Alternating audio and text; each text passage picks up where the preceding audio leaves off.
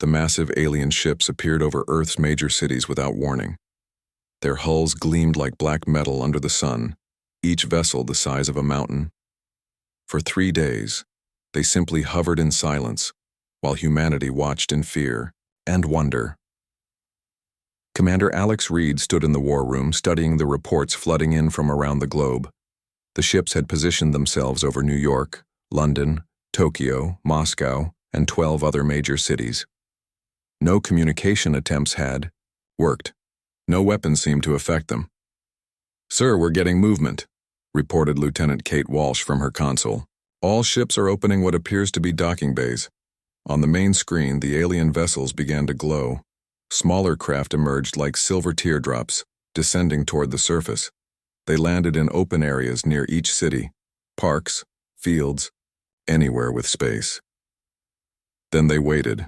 The first contact came through every electronic device on Earth simultaneously. The voice was calm, mechanical, speaking in perfect English and dozens of other languages at once. "People of Earth, we are the Dominion. Your species has reached a level that requires our attention. You will submit to evaluation. Resistance will result in elimination." The message repeated for an hour before falling silent. President Maria Santos convened an emergency session with world leaders. The discussion was brief and unanimous. Humanity would not bow to these invaders without a fight. But their weapons seemed useless against the alien technology. The Dominion forces emerged from their ships the next day. They were tall, pale beings with elongated limbs and large dark eyes. They wore no armor, carrying only small devices that could level buildings with a single pulse. They moved through the cities like they owned them, studying humans like specimens. Dr. James Carter, a xenobiologist who had spent his career dreaming of first contact, watched the aliens from his lab window. These beings showed no curiosity about human culture or achievements. They seemed to view humanity as nothing more than another species to be cataloged and controlled. The first resistance attempts were disasters. Military units around the world launched coordinated strikes, but the alien technology was beyond anything humans could match. The creatures moved with inhuman speed and their weapons could destroy tanks with ease. But something strange began to happen after the first week of occupation. Reports came in from around the world. Small groups of humans were fighting back, successfully. Not military units, but ordinary people who seemed to have developed extraordinary abilities. In Chicago, a factory worker named Tom Baker had single-handedly destroyed an alien patrol. Witnesses said he moved faster than the eye, could follow, and his bare hands had crushed their energy weapons. In Berlin, a teacher named Anna Weber had somehow turned the aliens' own technology against them. These incidents were spreading. More humans were displaying abilities that defied explanation. The aliens noticed too. Their patrols became more cautious, their movements more careful. Commander Reed received a classified report that made him question everything he thought he knew about humanity. The people showing these abilities had one thing in common. They were all descendants of specific bloodlines that could be traced back thousands of years. "It's like something dormant in human DNA is being activated," explained Dr. Lisa Park, the military's chief geneticist. "The alien presence seems to be triggering responses in certain individuals." The Dominion leader, calling himself High Arbiter Vex, appeared on all screens again. This time, his mechanical calm showed cracks of concern. "The human species displays unexpected variables. The evaluation period is extended. All humans with emerging capabilities must report for processing immediately. But the enhanced humans didn't report. Instead, they began to organize. Small cells of resistance formed around these individuals, and for the first time since the invasion began, humanity started to push back effectively. Alex Reed found himself coordinating with these new fighters, trying to understand what was happening to his species. The enhanced humans spoke of strange dreams, of memories that weren't their own, of knowledge that seemed to come from somewhere deep within. As the first part of this crisis came to a close, it became clear that the aliens had made a critical miscalculation. They had come to conquer what they believed was a young, weak species. Instead, they had awakened something ancient that had been sleeping in human blood for millennia. The real war was about to begin, and humanity was changing in ways no one could have predicted. The Dominion had sought to evaluate and control humans, but they had instead unleashed a force that even they didn't understand. The enhanced humans were growing stronger each day, and their numbers were increasing. Whatever ancient power flowed through their veins was spreading, preparing humanity for a conflict that would determine the fate of both species. The enhanced humans called themselves the Awakened. They gathered in secret locations around the world, sharing knowledge that seemed to flow from their genetic memory. Tom Baker found himself leading a group in Chicago, though he had no military training. The knowledge simply came to him. "We are not the first generation to face this threat," he told his followers. "Our ancestors fought beings like these before, long before recorded history." The memories were fragmented but consistent across all awakened individuals. Images of ancient battles, of humans wielding powers that modern science couldn't explain, of a great conflict that had been forgotten by time. Dr. Carter, who had joined the resistance after his university was destroyed, studied the phenomenon with fascination. "It's as if human DNA contains encoded information that only activates under specific circumstances," he explained to Commander Reed during a clandestine meeting. The Dominion forces adapted quickly to the human resistance. Arbiter Vex deployed hunter units specifically designed to target the Awakened. These new aliens were smaller but faster, equipped with weapons that could disrupt the enhanced humans' abilities. Anna Weber barely escaped one such attack in Berlin. She had been teaching other humans to access their dormant abilities when the hunters struck. Half her group was captured, but not before she learned something crucial. "They're afraid," she reported to the growing network of awakened leaders. "The hunters hesitated when I touched their technology. They know something about us that we don't." The answer came from an unexpected source. Dr. Park's genetic analysis revealed that the awakened bloodlines weren't random. They were the descendants of humans who had survived what appeared to be a previous alien invasion thousands of years ago. The genetic markers suggest a massive population bottleneck around 12,000 years ago, she explained. Only certain bloodlines survived, and they passed down activated genes to their descendants. This revelation changed everything. Humanity wasn't facing its first alien invasion. It was facing the return of an old enemy. The Dominion confirmed this when Vex made another broadcast. This time, his mechanical voice carried something that sounded almost like respect. "The ancient protocols have been activated. The descendants of the first resistance have emerged. This evaluation will now proceed to Phase 2. Phase 2 brought terror from the skies. The Dominion ships began releasing spores into the atmosphere, biological weapons designed to target normal humans while leaving the enhanced ones unaffected.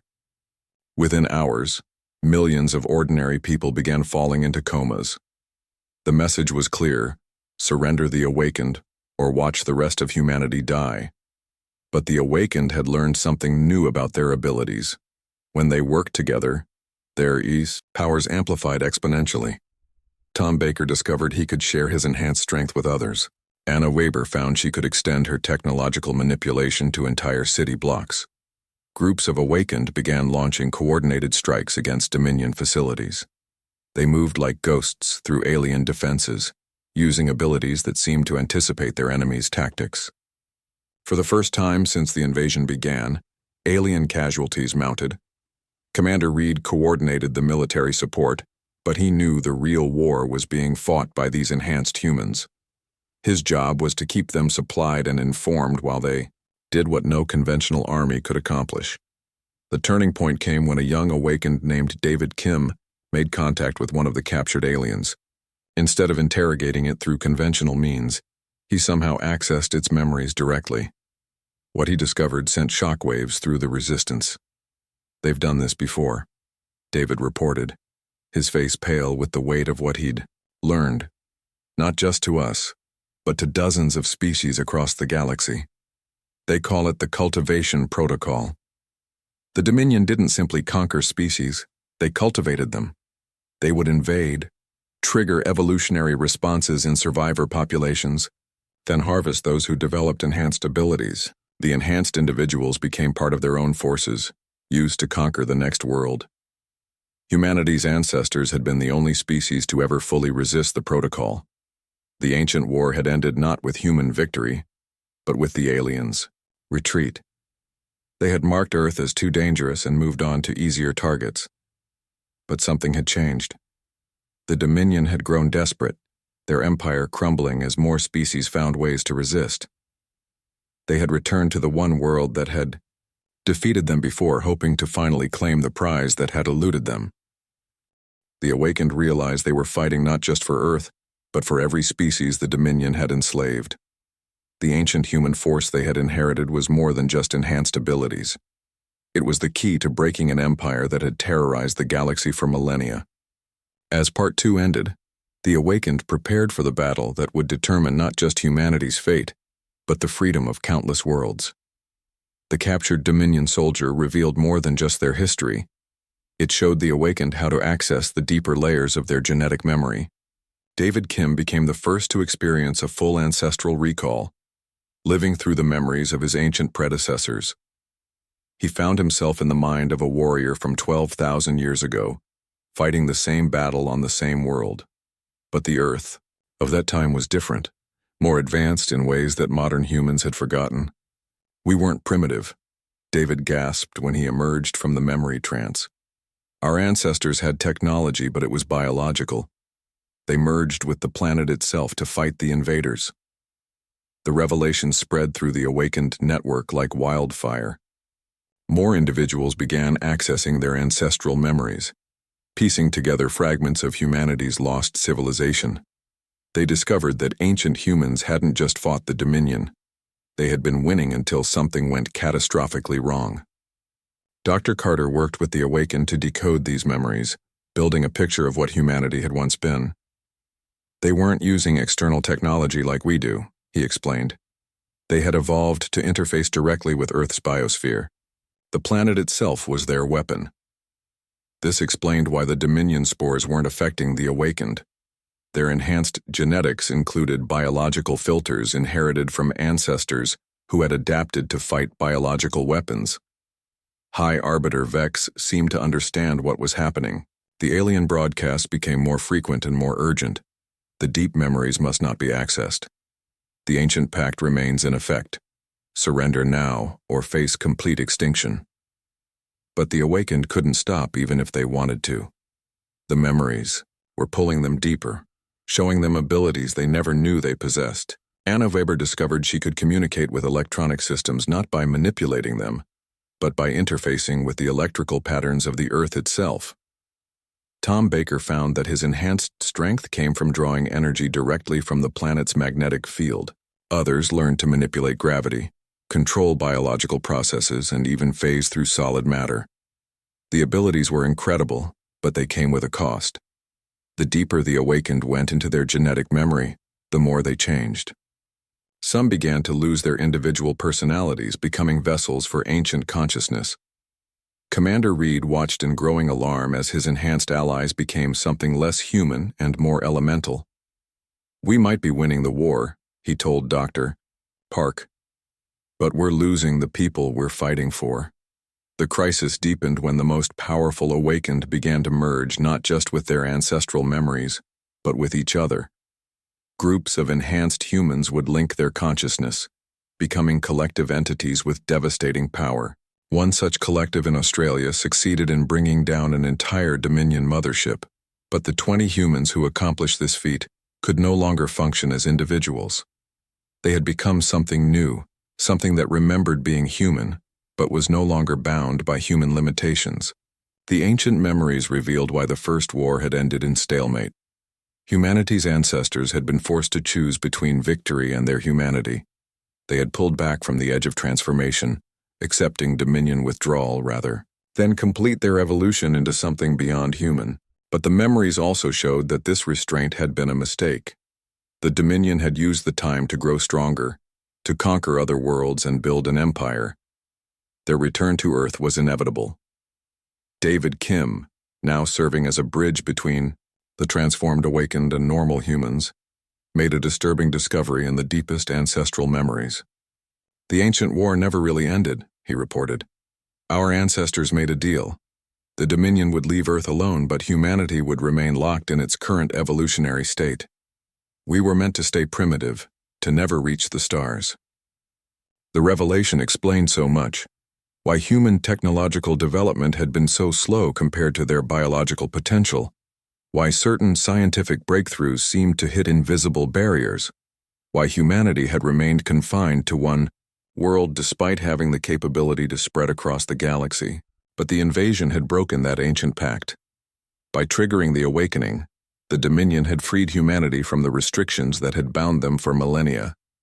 The question now was whether humanity could complete the transformation their ancestors had begun, or whether they would repeat the same mistake and choose preservation over evolution. As the most powerful awakened began to access abilities that bordered on godlike, the fate of not just Earth but the entire galaxy hung in the balance. The ancient human force was fully awakening, and even the Dominion was beginning to realize they might have made a terrible mistake. The war entered a new phase as the most evolved awakened began reshaping reality itself. In the ruins of New York, a collective of 12 enhanced humans had merged their consciousness to become something unprecedented. They called themselves the Unity, and their power was beyond measurement. The Unity could manipulate matter at the molecular level, bend space and time, and interface with the quantum fabric of reality. When they turned their attention to the Dominion mothership hovering over the city, it simply ceased to exist, not destroyed, but unmade at the fundamental level. High Arbiter Vex watched his forces disappear with something approaching panic. His broadcasts became desperate warnings to forces beyond Earth. The progenitor strain has fully activated. Repeat. The progenitor strain is active. Request immediate intervention from the core worlds. This world must be sterilized before the contagion spreads. The captured Dominion soldier revealed under David Kim's mental probing that humanity wasn't just another species the aliens had tried to conquer. Humans were the progenitors, the original species that had given rise to the Dominion's own evolution billions of years ago. We seeded the galaxy, David explained to the remaining human leadership. Our ancestors didn't just fight the Dominion, they created them, along with dozens of other species. We're not the conquered, we're the forgotten gods. This revelation explained the Dominion's desperate need to control humanity. They weren't just harvesting enhanced individuals, they were trying to prevent their creators from reclaiming their place in the cosmic order. But the transformation was taking its toll on human society. The Unity and other collectives had become so powerful that normal humans couldn't even perceive them properly. Commander Reed found himself leading a shrinking population of unenhanced humans who were becoming irrelevant to the conflict. Dr. Carter made a disturbing discovery while studying the biological changes in the awakened. The transformation isn't random, he reported. It's following a specific pattern, rebuilding something that was deliberately fragmented long ago. The ancient memories revealed the truth. Humanity's ancestors hadn't been individual beings like modern humans. They had been aspects of a single, vast consciousness that had chosen to fragment itself to explore the universe through countless perspectives. The modern human race wasn't a species, it was the scattered fragments of a god. The Dominion and their empire were the descendants of these fragments, evolved and changed over eons, but still carrying traces of their original nature. The current war wasn't an invasion, it was a civil war between different aspects of the same cosmic entity. As more awakened achieved full transformation, they began to remember not just human history, but the history of the galaxy itself. They had created the stars, guided the evolution of countless worlds, and watched their children spread across the cosmos. But they had also seen the dangers of absolute power. The fragmentation had been voluntary, a way to prevent the stagnation and tyranny that came with godhood. Now, forced back together by the Dominion's actions, they faced the same choice their original self had made eons ago. Anna Weber, who had managed to maintain her individual consciousness despite her transformation, became the voice for restraint. We can stop the Dominion without becoming what they fear, she argued during a gathering of the most powerful awakened. We can evolve without losing our humanity. But the Unity and other collectives disagreed. They had tasted true power and saw the suffering their restraint allowed to continue. Across the galaxy, billions of beings lived under Dominion rule. Only by reclaiming their full nature could they free their enslaved children. The debate split the awakened into factions. Some, led by Anna, sought a middle path that would preserve human individuality while gaining enough power to defeat the Dominion. Others, following the Unity's example, believed complete transformation was the only solution.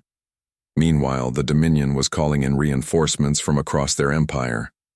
Massive fleets began converging on Earth, carrying weapons designed specifically to fight progenitor-level entities. They had been preparing for this day for millions of years. The final battle would not be fought with conventional weapons or even the enhanced abilities the Awakened had developed. It would be a clash between different visions of what consciousness and evolution should be: individual versus collective, human versus post-human, creator versus creation. As the Dominion Armada approached Earth, both sides prepared for a confrontation that would reshape the fundamental nature of life in the galaxy. The ancient human force was fully awakened, but the question remained whether it would choose wisdom or power, preservation or transformation. The fate of trillions of beings across countless worlds hung in the balance. The Dominion Armada filled the space around Earth like a metallic storm. Thousands of ships, some large enough to crack planets, had come to end the threat humanity posed to their empire. But they were no longer facing the scattered resistance of enhanced humans. They were confronting the awakened fragments of their own creators. The Unity had grown beyond their original 12 members. Hundreds of awakened had joined the collective, becoming nodes in a consciousness that spanned continents. When they spoke, reality itself seemed to listen. Children. The Unity's voice resonated through every communication system in the Dominion fleet. You have forgotten your purpose. You were meant to explore, to grow, to become more than what you were. Instead, you have chosen to enslave and diminish. High Arbiter Vex, now revealed to be one of the most evolved Dominion beings, responded, with the weight of eons behind his words. We have brought order to chaos, structure to the void. The fragmentation was a mistake that led to endless conflict. Unity through Dominion is the only path to peace. The two philosophies clashed not just in words, but in the fabric of space-time itself. The Unity began rewriting the quantum foundations of the solar system, while the Dominion fleet deployed weapons that could unmake matter at the subatomic level. But Anna Weber and her faction of individual awakened had discovered something both sides had overlooked. In their focused study of the ancient memories, they had found evidence of a third option, a path their original consciousness had considered but never implemented. We don't have to choose between fragmentation and unity, Anna broadcast to both fleets and collectives. We can choose synthesis. Her plan was audacious beyond imagination. Instead of either remaining scattered individuals or merging into a single overwhelming consciousness, humanity could evolve into something new, a network of connected but distinct beings, each maintaining their individuality while sharing in collective wisdom and power. David Kim, still serving as a bridge between the factions, helped Anna demonstrate the concept. Together they linked not just with other awakened but with normal humans, creating a hybrid consciousness that was both individual and collective, human and post-human. The effect was immediate and profound. The linked humans gained access to cosmic-level abilities while retaining their personal memories, relationships, and individual perspectives. They became more than human without losing what made them human. Commander Reed, linked into the network while remaining fully himself, suddenly understood the mathematics of galactic civilization. Dr. Carter found himself capable of rewriting the laws of biology while still caring about the individual patients he had once treated. The demonstration caught the attention of both the Unity and the Dominion fleet. Some members of the Unity began to remember what they had lost in their merger: the joy of individual discovery, the beauty of personal relationships, the creative spark that came from unique perspectives. Similarly, some Dominion beings began to question their empire's rigid hierarchy. The synthesis Anna demonstrated offered them a way to maintain order while allowing for individual growth and exploration. But the hardline factions on both sides rejected this middle path. The core unity saw it as a compromise that would weaken their absolute power, while the Dominion leadership viewed it as a threat to their control structure. The final battle began not as a conflict between humanity and aliens, but as a three-way struggle between different visions of what consciousness should become. The Unity wielded reality-altering power with ruthless efficiency. The Dominion fleet deployed weapons that could rewrite the laws of physics, and Anna's synthesis network worked to preserve life and choice in the midst of godlike conflict. The turning point came when the synthesis network did something neither of the other factions expected. They began healing the damage caused by the battle itself. As stars were extinguished and planets cracked, the network restored them. As beings were unmade, the network brought them back. This act of preservation rather than destruction caused something unexpected. Individual members of both the Unity and the Dominion fleet began defecting to the synthesis network, drawn by its promise of power without the loss of self or others. High Arbiter Vex found himself commanding a shrinking fleet as his own people chose transformation over domination. The Unity discovered that their absolute power meant nothing if they had no individual perspectives to give it meaning. In the end, the war ended not with victory for any side, but with the birth of something entirely new. The synthesis network spread across the galaxy, offering every being the choice to join while maintaining their individual nature. Humanity had not just won their freedom, they had evolved into the gardeners of galactic consciousness, helping other species find their own paths to growth and connection. The ancient human force had awakened not as conquerors or gods, but as teachers and guides, showing the galaxy that true strength came not from unity or division, but from the willing choice to grow together while remaining beautifully, uniquely themselves. Earth remained home, but humanity's true inheritance was the stars themselves, and the endless possibility of conscious beings choosing to become more than they were while never forgetting who they had been.